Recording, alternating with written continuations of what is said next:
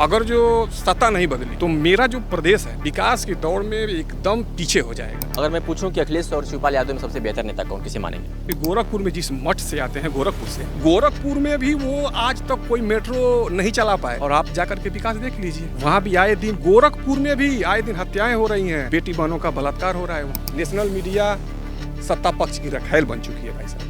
अगर जो विजय लाल यादव के परिवार में अगर जो दिनेश लाल यादव पैदा नहीं हुआ था, क्या मैं बताऊं, वो तो आदमी आज घूम करके गाय भैंस बैल वैल खरीदता है। मैं आपको बता दे रहा हूँ, आपकी हिम्मत कैसे हुई? आपको ये पता है कि अखिलेश के क्या नाम है जमाने में यहाँ होता था गुंडे? हर मंच से कहते हैं। अरे भाई साहब, गुंडे सत्ता में आ गए हैं, गुंडे तो सत्ता में आ गए हैं। आप हमको बता दीजिए कि मुख्तार अंसारी किसी गरीब परिवार में, किसी गरीब जाति को, किसी गरीब आदमी को आज तक सताया हो? अमीर को सताने का हक है क्या उनको? मोदी जी जबरदस्ती विदेशी नेताओं से हाथ मिलाते हैं, जबरदस्ती मिलाते हैं। इनको आता जाता कुछ नहीं है भाई, इनको आता जाता कुछ नहीं। और हंसना है उन लोगों की बात तो समझ में इनको आता नहीं। तो मोदी जी को हमने सोचा कि भाई, जब मैंने गिनती किया तो मोदी जी का उम्र तो 138 साल हो गया है। मुलायम सिंह के घर में आप किसी को बता सकते हैं कि कोई मतलब कि किसी मुस्लिम से इधर उधर मतलब शादी किया है क्या? मैं हाथ मिला लिया तो आतंकवादी हो गया, वो लोग बेटियों की शादी कर रहे हैं तो सबसे बड़े मतलब देशभक्त हो गए। ये एक सिर्फ आप लोगों का बहाना है, जिस सवालों के जवाब आप लोगों के पास नहीं होते हैं तो आप लोग मीडिया पे आरोप लगाते हैं। देखिए सुनिए, अरे भाई साहब, पत्रकार लोग पूछते हैं मोदी जी से कि आप आम को काट के खाते हैं कि चूस के खाते हैं? आप लोगों के हिसाब से सवाल हो, आप लोगों के हिसाब से सवाल किया जाए। सबसे पहले तो मैं आपके चैनल को जितने लोग देख रहे हैं सबका मैं दिल से धन्यवाद करता हूं। और मेरा परिचय ये है कि ना तो मैं कोई नेता हूं और ना तो कोई मेरी नेतागिरी में कोई पृष्ठभूमि है।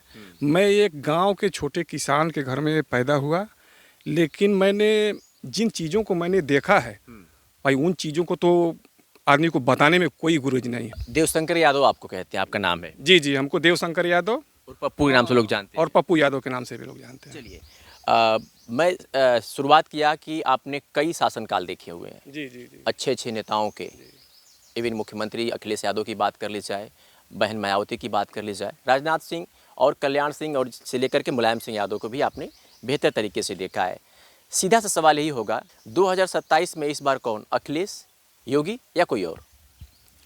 देखिए, मेरे ख्याल से तो इस बार सपा वापसी करेगी, इसलिए कि हमारे प्रदेश को सबसे पहले मेरा ये उत्तर प्रदेश है, ये विकास में बहुत पीछे बिछड़ गया है।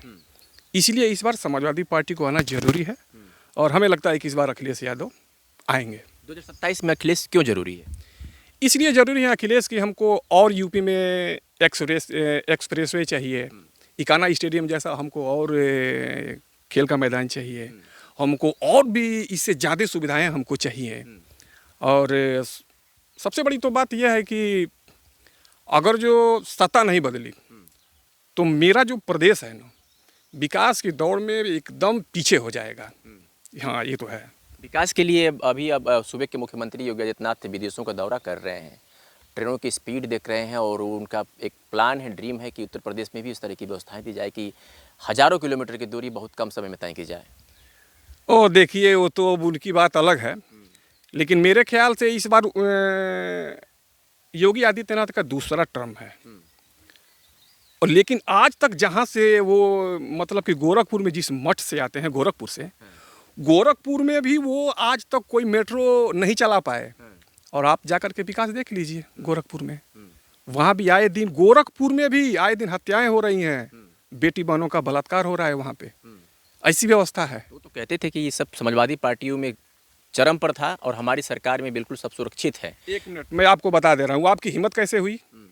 आपको ये पता है कि अखिलेश के क्या नाम है जमाने में यहाँ होता था गुंडे? हर मंच से कहते हैं। अरे भाई साहब, गुंडे सत्ता में आ गए हैं, गुंडे तो सत्ता में आ गए हैं। यही क्या नाम है उसका, बजरंग दल वाले, हिंदू युवा वाहिनी, और ये तमाम जो है ना संघ से जो संचालित होने वाली शाखाएं जो हैं, यही लोग दंगाई करते थे, यही लोग गुंडाई करते थे।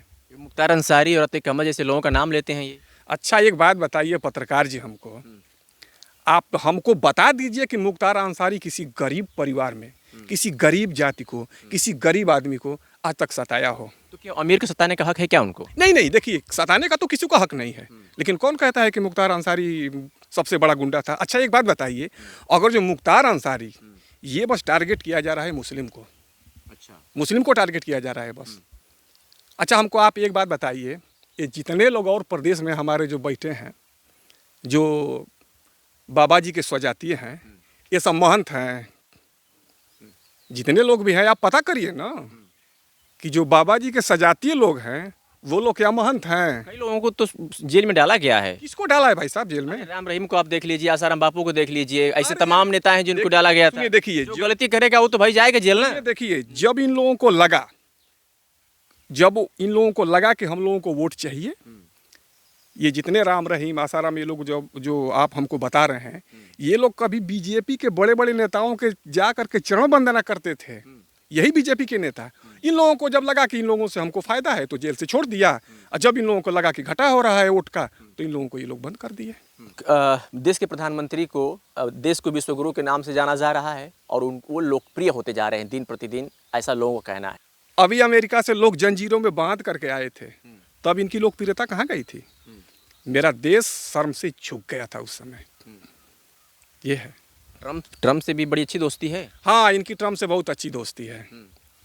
हमने भी पढ़ा है इतिहास में कि जिस समय हमारे देश को सबसे ज़्यादा ज़रूरत थी, जो देश हमारे देश को बचाएगा, तो रूस ने हमारे देश की बहुत बड़ी मदद किया था। आपको पता भी होगा। और आज ये भाई साहब हैं, आज जा करके वहाँ ट्रम्प कर रहे हैं। और ट्रम्प इसलिए कर रहे हैं ना कि ये जो कौन फाइल आया है, एप्स्टीन फाइल, ये जितने भी हैं ना नेता लोग, खासतौर से बीजेपी के नेता लोग, उन लोगों का नाम है उसमें। अगर जो मोदी जी ट्रम्प का कहना नहीं मानेंगे तो इन लोगों की व्यवस्था लीक कर देगा। और अगर जो ये लोग उनकी जा करके चरण वंदना इसीलिए करते हैं ताकि हम लोगों का नाम उजागर ना हो।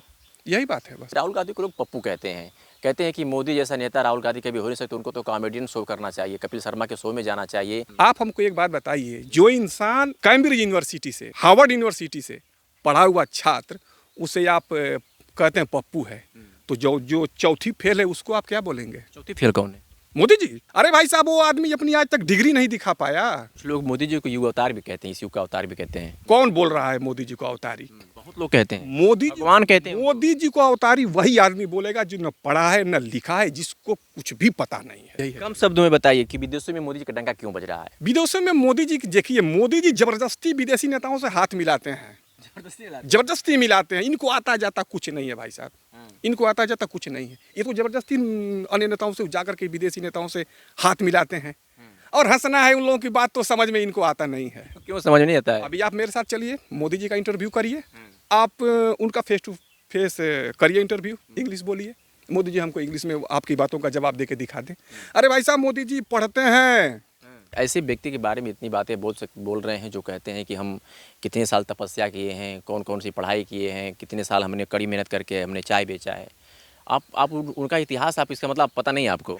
देखिए, एक दिन हम रात को मतलब ऐसे खाना वाना खा के सोए, मतलब जाके लेटे हुए थे, तो मोदी जी को हमने सोचा कि भाई, जब मैंने गिनती किया तो मोदी जी का उम्र तो 138 साल हो गया है। 138 साल? 138 साल हो गया है। अरे मोदी जी 35 साल जा करके हिमालय में तपस्या किए हैं, और गुजरात का मुख्यमंत्री 15 साल की 20 साल रहे हैं मोदी जी। मगरमच्छ पकड़े थे, और जो स्टेशन उस समय आया नहीं था लोगों की नज़रों में, वो स्टेशन बना भी नहीं था, मोदी जी उस पर जाकर के 30 साल बेच दिए चाय। अब मोदी जी का आप उम्र निकालिए और कितना दिन से मोदी जी प्रधानमंत्री हैं। ये सारे मोदी जी तो बोलते हैं कि मैं इतना दिन भीख मांग के खाया हूँ, तो मोदी जी का ऐसा मैंने आंकड़ा जुटाया तो मेरे को लगा कि मोदी जी तो 138 साल के हो गए। अगर मैं पूछूं कि अखिलेश और शिवपाल यादव में सबसे बेहतर नेता कौन, किसे मानेंगे?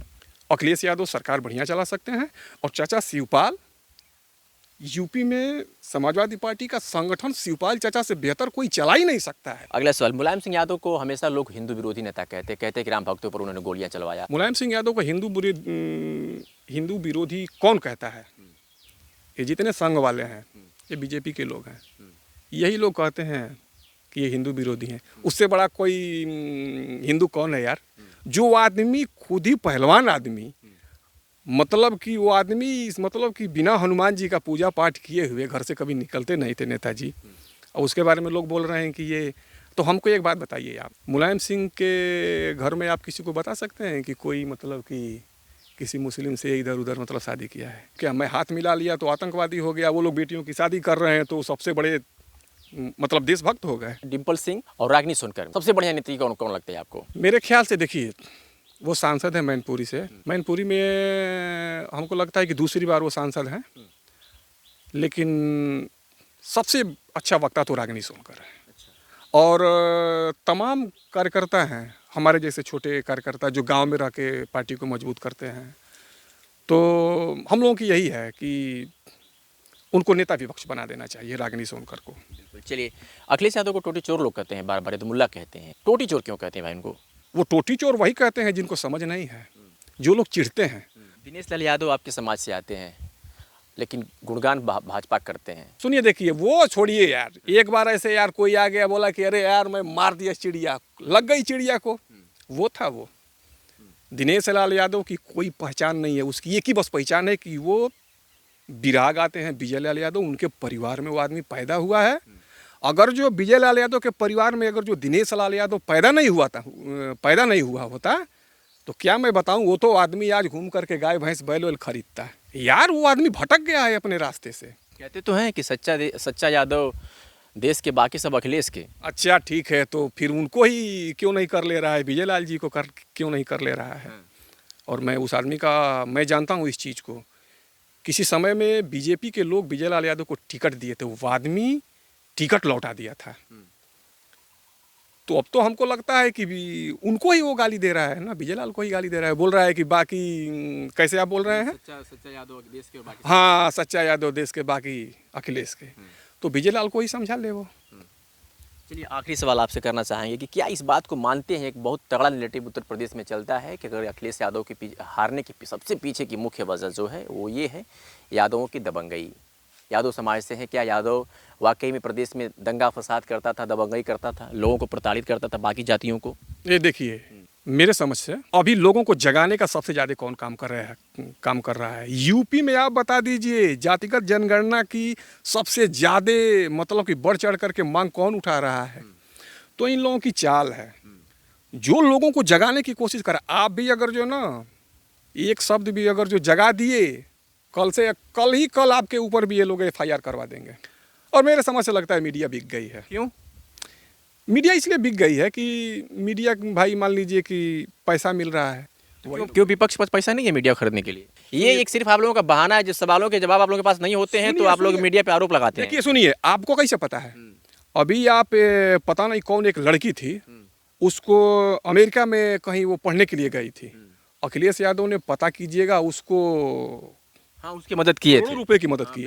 तो जो पैसा है लोगों के उत्थान में करने के लिए, किसी की दवाई के लिए, किसी की पढ़ाई के लिए, ब्लेम भी तो नहीं मत लगाइए आप लोग ने। नहीं भाई, किस पे ब्लेम लगा? मीडिया पे लगा रहे हैं कि मीडिया बिक गई है, खरीदी गई है। सुनिए, मीडिया इसलिए बिक गई है कि मीडिया, अब देखिए आपका चैनल है, आप भी बात करेंगे बीजेपी का, दो सवाल पूछेंगे ना भाई। अरे भाई सुनिए ना, तो पूछा हूँ, हम हर सवाल पूछा हूँ। मायावती की बात किया हूँ, अखिलेश की बात किया हूँ, मुलायम की बात किया हूँ, राहुल की बात किया हूँ, मोदी की बात किया हूँ, सबकी बात कर रहा हूँ। अच्छा एक मिनट, कभी आपने मोदी जी का इंटरव्यू किया है? ठीक है, वो उनका, बाकी लोगों का तो इंटरव्यू हुआ ना। नहीं, देखिए आप हमको बताइए, जितने भी पत्रकार बंधु हैं, जितने भी पत्रकार हैं, बनारस में गए थे, इंटरव्यू किया गया था। किसका? नहीं भाई साहब, हमको दिखाइए ना, कहाँ के? रूबिका लियाकत ने किया था, अंजना ओम कश्यप ने किया था। सुनिए ना, वो लोग वो करने नहीं जाती हैं। अरे भाई साहब, पत्रकार लोग पूछते हैं मोदी जी से कि आप आम को काट के खाते हैं कि चूस के खाते हैं? आप लोगों के हिसाब से सवाल हो, आप लोगों के हिसाब से सवाल किया जाए। देखिए, विपक्ष हमेशा से सवाल किया है। हम लोग समाजवादी विचारधारा के लोग हैं, राम मनोहर लोहिया को मानने वाले लोग हैं हम लोग। और एक चीज़ और है, हम लोग सवाल क्यों नहीं करेंगे? जब सड़कें सुनी हुई हैं, तब संसद आवारा हुआ है, इतिहास गवाह है इसका। लोगों को लग रहा है कि नहीं, विपक्ष का क्या लगता है कि विपक्ष कमजोर है? एक मिनट मेरी बात सुनिए आप। अगर जो आप ये कह रहे हैं कि विपक्ष कमजोर है, विपक्ष आज भी कमजोर नहीं है, लेकिन भाई वो क्या है आप बताइए? चुना हुआ सांसद जा रहा है संसद में, उसको लोग सस्पेंड कर दे रहे हैं, सत्ता पक्ष के लोग। कहाँ कोई बोल पा रहा है? अदालत के बाद भी एक जनता की अदालत होती है ना। जब आपने अभी कहा कि जब सड़कें सुनी हो जाती है संसद आवारा हो जाता है, तो सड़कें सुनी क्यों इस समय? अब संसद सुनी, देखिए पहले जो आंदोलन होता था ना, तो पुलिस मतलब कि ये करती थी कि मतलब कोई मर बना ना जाए। आज अगर जो आप आंदोलन करेंगे ना, सीधे आपको जेल होगी। हार मान लीजिए। कैसे हार मान लें हम? तो हम लोगों को देश को बचाने में ही अपना योगदान करना है। कैसे हम बर्दाश्त कर लेंगे? ये देश बिक जाए, लोकतंत्र बिक जाए? ये तो सवाल आप लोगों को करना चाहिए। और सच में बता रहा हूँ, नेशनल मीडिया बिक चुका है एकदम। ये मीडिया में क्या बोलूँ, नेशनल मीडिया सत्ता पक्ष की रखैल बन चुकी है भाई साहब। बहुत बड़ी बात कह रहे हैं भाई साहब। ठीक है, मैं जानता हूँ। अरे दिख रहा है हमको तो भाई साहब, दिख रहा है ये चीज़ कि मीडिया एकदम बिक चुका है। बेबुनियाद आरोप लगा करके आप लोग पत्रकारों के सवालों का जवाब देने से बचते हैं आप लोग। जब हम लोग विकास की बात करेंगे ना, ये पार्टी है समाजवादी पार्टी, अखिलेश यादव हो, शिवपाल हो, चाहे बहुत नेता कार्यकर्ता हो, जिस समय समाजवादी लोग विकास की बात कर रहे थे ना, तो ये बीजेपी वाले शमशान और कब्रिस्तान की बात कर रहे थे। गाय की बात करेंगे ये लोग, यहाँ बोल रहे हैं कि गाय माता है, और चले जाइए असम और अरुणाचल जा करके वहाँ देखिए, ये लोग वहाँ बोल रहे हैं कि बीफ खाओ। तो सबसे तो ज़्यादा ये लोग गलत कर रहे हैं भाई, दोहरी नीति इन लोगों की है। हमसे बात करने के लिए बहुत बहुत शुक्रिया। धन्यवाद। हमने हर सवालों का इनसे बातचीत किया और बेबाकी से उन्होंने अपनी बातचीत रखी। प्रतिक्रियाएं कमेंट करके ज़रूर बताइएगा कि इनकी बातों से आप कितना सहमत थे। कैमरे के पीछे अनमोल थे, मैं अरविंद, ये रिपोर्ट आप बलिया से देख रहे थे। शुक्रिया।